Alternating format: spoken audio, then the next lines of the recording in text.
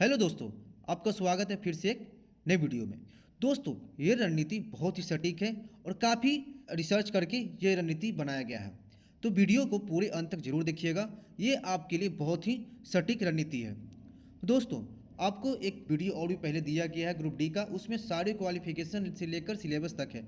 लेकिन आज हम बात करने वाले हैं कि आपको मोस्ट इम्पॉर्टेंट ये है कि किस तरह से तैयारी करना है, क्या पढ़ना है कि आपका ग्रुप डी इस बार पूरी तरह से क्लियर हो जाए।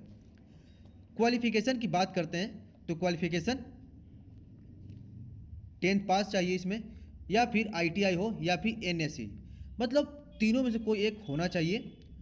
एज की बात करते हैं तो 18 से 36 साल, ये कोविड को लेकर के 18 से 36 साल किया गया है, क्योंकि बीच में कोविड-19 के कारण काफ़ी लोगों का टाइम बर्बाद हुआ था। तो इसमें अगर देखा जाए तो 36 साल तक लास्ट एज है, और ओबीसी के लिए 3 साल, एससी एसटी के लिए 5 साल। अगर इसको ऐड किया जाए तो ओबीसी के लिए 39 साल हो जाएंगे और एससी एसटी के लिए 41 ईयर हो जाएंगे। तो आगे देखते हैं इसका प्रोसेस क्या होता है। सीबीटी यानी सीबीटी आपका एग्ज़ाम होगा, कंप्यूटर बेस्ड टेस्ट। उसके बाद एग्ज़ाम क्वालिफाई कीजिएगा तो आपको फिजिकल के लिए बुलाया जाएगा, और उसके बाद फिजिकल आप क्वालिफाई करने के बाद आपका डॉक्यूमेंट वेरिफिकेशन होगा और मेडिकल होगा। उसके बाद आपको ज्वाइनिंग लेटर मिल जाता है। दोस्तों, आइए अब आते हैं मेन बात पे, जिस चीज़ के लिए वीडियो बनाया गया है। बात करते पहले हम जनरल साइंस की। तो जनरल साइंस एक ऐसा अकेला सब्जेक्ट है कि जो 25 नंबर आपको दे रहा है, और वो भी पूरी तरह से जनरल साइंस है। इसमें कोई भी जीके वगैरह कुछ भी इंक्लूड नहीं है। तो आपको जनरल साइंस से मिल रहा है, तो आपको जनरल साइंस पढ़ना कैसे। दोस्तों, ये मत सोचिएगा कि आप लूसेंट पढ़कर जाइएगा और एग्ज़ाम को क्वालिफाई कर जाइएगा, बिल्कुल भी गलती मत कीजिएगा। जो मैं बोल रहा हूँ उसी तरह से आपको तैयारी करना है, बिल्कुल सटीक तैयारी करना है। सबसे पहले आपको एनसीईआरटी बुक खरीदना है, और नहीं है तो जाकर चुपचाप खरीद लीजिए, और वो भी 8, 9, 10 तक का। अगर आप वैसे तो 6 to 12 तक का बोला जाता है, लेकिन इस ये 10th बेस पे, तो 10 से बाहर का कोई क्वेश्चन नहीं रहेगा, उसके अंदर का ही रहेगा। वैसे तो आप 9, 10 का भी ले सकते हैं, लेकिन 8, 9, 10 आप जब पढ़ते हैं तो आपको 8 से बहुत ही बारीक बारीक चीज़ मतलब आपको समझ में आने लगता है। तो आपको 8 से 9, 10 तक का कम से कम एनसीईआरटी लेना है, और ज़रूर से लीजिएगा दोस्तों। मैं बोल रहा हूँ आपको, क्योंकि एग्ज़ाम क्वालिफाई करने का ये रामबाण तरीका है। तो 8, 9, 10 तक का एनसीईआरटी जरूर रखिएगा अपने पास, और अच्छे से इसको पढ़ने के बाद सबसे इम्पोर्टेंट बात है कि आपको सबसे इसमें क्या है कि कॉन्सेप्ट, आपका कॉन्सेप्ट जो भी है क्लियर होगा एनसीईआरटी से। और इसमें कॉन्सेप्चुअल ही क्वेश्चन ज़्यादातर आपको देखने के लिए मिलते हैं, और जो सारे ऐसे ऐसे क्वेश्चन रहेंगे कि एनसीईआरटी बुक आप जब पढ़ते हैं और जब आप प्रीवियस ईयर जब सेट लगाइएगा ग्रुप डी का ना, तो आपको ऐसा लगेगा कि बहुत सारे ऐसे क्वेश्चन है कि जो एकदम एनसीईआरटी के लाइन से उठाकर क्वेश्चन में छाप दिया गया है। उसके बाद आप फैक्चुअल के लिए आगे बढ़िएगा।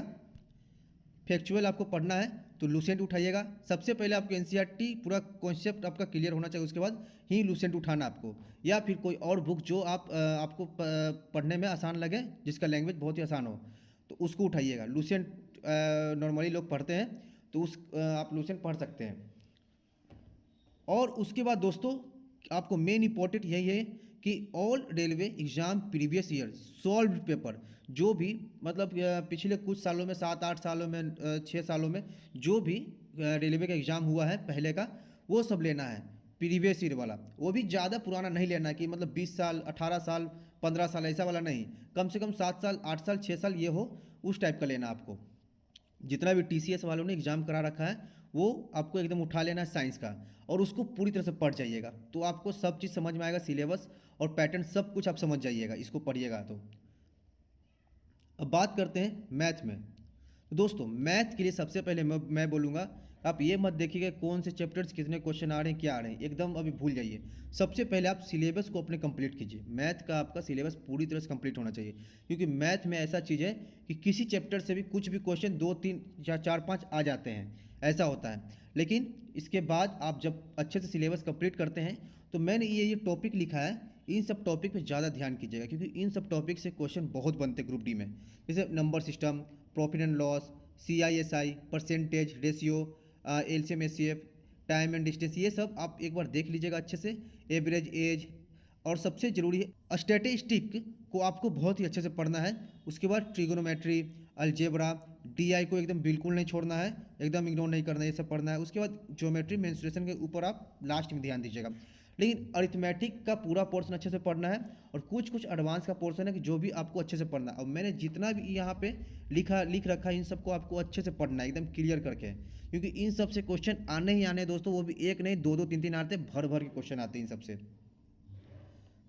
अब आते हैं जनरल इंटेलिजेंस एंड रीजनिंग। दोस्तों आपको रीजनिंग में तो पूरा चैप्टर आपको सिलेबस अच्छे से पढ़ना ही पढ़ना है, क्योंकि इसका कोई ये नहीं है। लेकिन हाँ, किसी चैप्टर से कुछ क्वेश्चन तो किसी चैप्टर से कुछ, मतलब किसी चैप्टर से ज़्यादा तो किसी चैप्टर से कम देखने के लिए आपको क्वेश्चन मिलता है। लेकिन नॉन वर्बल रीजनिंग पे ध्यान दीजिएगा, क्योंकि इसमें फिगर काउंटिंग का, फिगर बहुत तरह का इसका नॉन वर्बल रीजनिंग में आता है, तो वो आप जरूर ध्यान रखिएगा कि नॉन वर्बल रीजनिंग बहुत इंपॉर्टेंट है इसमें भी, और वर्बल रीजनिंग तो इंपॉर्टेंट है ही। तो इसका सिलेबस आपको कंप्लीट करना अच्छे से, मैथ और रीजनिंग का सिलेबस पूरी तरह से कंप्लीट करना है। अगर आप मैथ और रीजनिंग और साइंस का क्वेश्चन देखते हैं तो आपको 25 नंबर की है, 25 नंबर ये, तो यानी 25 25 50 और 30 नंबर का अकेले रीजनिंग, 80 नंबर का आपको इन तीनों फिगर में ही 80 नंबर का क्वेश्चन आपको देखने के लिए मिलता है। इन तीनों कंप्लीट करने के बाद दोस्तों आते हैं हम लोग general awareness and current affairs पे। आपको दोस्तों जनरल अवेयरनेस के लिए, जीके के लिए कुछ ज़्यादा कुछ नहीं करना। हाँ, यही कि जो भी पढ़िएगा बहुत अच्छे से पढ़िएगा। अगर आपको सरल भाषा में किसी बुक से भी पढ़ने में समझ में आता है तो उसको अच्छे से पढ़िएगा, या फिर लुसेंट आप उठाइए। लुसेंट का जो भी प्राचीन से लेकर मॉडर्न हिस्ट्री हर चीज़ है, बहुत अच्छे से पढ़िएगा। लेकिन हाँ, मॉडर्न हिस्ट्री पे ज़्यादा ध्यान दीजिएगा, मॉडर्न हिस्ट्री पे ज़्यादा ध्यान दीजिएगा, और थोड़ा स्टैटिक्स देख लीजिएगा अगर हो सकता है तो इस तरह से क्वेश्चन आए तो। लेकिन मॉडर्न हिस्ट्री बहुत इंपॉर्टेंट है दोस्तों, क्योंकि मॉडर्न हिस्ट्री से क्वेश्चन आपको देखने के लिए मिलते हैं। और उसके बाद लुसेंट के साथ साथ आप रेलवे का स्पीडी आता है जनरल नॉलेज का, वो आपको रखना है साथ में, दबा कर इसको पढ़िएगा बहुत अच्छे से, आपको टेंशन नहीं होगा, एकदम क्लियर है, एग्जाम क्लियर होना ही होना तय, इतना कीजिएगा तब। और उसके बाद आता है आपका जीके का ही all railway exam previous year solve paper, वो भी प्रीवियस ईयर का सॉल्व पेपर लेना है, प्रीवियस ईयर का। कोई नया कोई ऐसा बुक हो उसको नहीं उठाना है, जो भी प्रीवियस ईयर जितना भी है उसको उठा लेना है। इसी तरह से दोस्तों करंट अफेयर्स का बात करते हैं, तो करंट अफेयर्स में भी अभी के टाइम में आप यूट्यूब पे जा करके बहुत सारे ऐसे प्लेटफॉर्म हैं जहाँ से आप पढ़ सकते हैं, बहुत ही अच्छे अच्छे कंटेंट आपको करंट अफेयर्स के मिल रहे हैं दोस्तों। तो आप उत्कर्ष क्लासेस मैं बोलूँगा एक बार देख लीजिएगा, अगर आप लोग को यहाँ से समझ में आए, ज़्यादातर चांस है कि आपको समझ में आएगा ही, क्योंकि इनका कंटेंट बहुत ही अच्छा होता है, बहुत ही प्यारा होता है, और एकदम मतलब एग्जाम में सटीक क्वेश्चन इनका आना ही आना है। तो इस तरह से होता है दोस्तों। और एक ईयरली मैगजीन ले लीजिएगा किसी भी प्रकाशन का, उसको आप एक साल के लिए मतलब एक साल का आता है जो, उसको एक अच्छे से पढ़ जाइएगा। और एक यूट्यूब चैनल पे किसी प्लेटफॉर्म को फॉलो कीजिएगा, उसको हर दिन करंट अफेयर्स पढ़ना अच्छे से। इतना करने के बाद दोस्तों सब अच्छे से आपका सिलेबस कंप्लीट हो जाएगा। उसके बाद आपको प्रैक्टिस सेट पाना है। प्रैक्टिस सेट के लिए आपको दिमाग ज़्यादा नहीं लगाना है। प्रैक्टिस सेट आप ऑनलाइन ही प्रैक्टिस सेट लीजिएगा, क्योंकि आपका एग्ज़ाम ऑनलाइन है, तो आपको प्रैक्टिस सेट ऑनलाइन मारना है। और ऑफलाइन मारना चाहते हो तो आप मार सकते हैं, अगर आपके पास ऑनलाइन का सुविधा नहीं है तो ऑफलाइन मारिएगा। लेकिन मैं बोलूँगा कि प्रैक्टिस सेट कम से कम ऑनलाइन ही मारिएगा, क्योंकि आपका अनुभव बहुत ही अच्छा हो जाएगा, क्योंकि सारा उसमें टाइम वाइम सब चीज़ अच्छे से दिया गया रहता है। और इसमें 90 मिनट में 100 क्वेश्चन आपको बनाना है।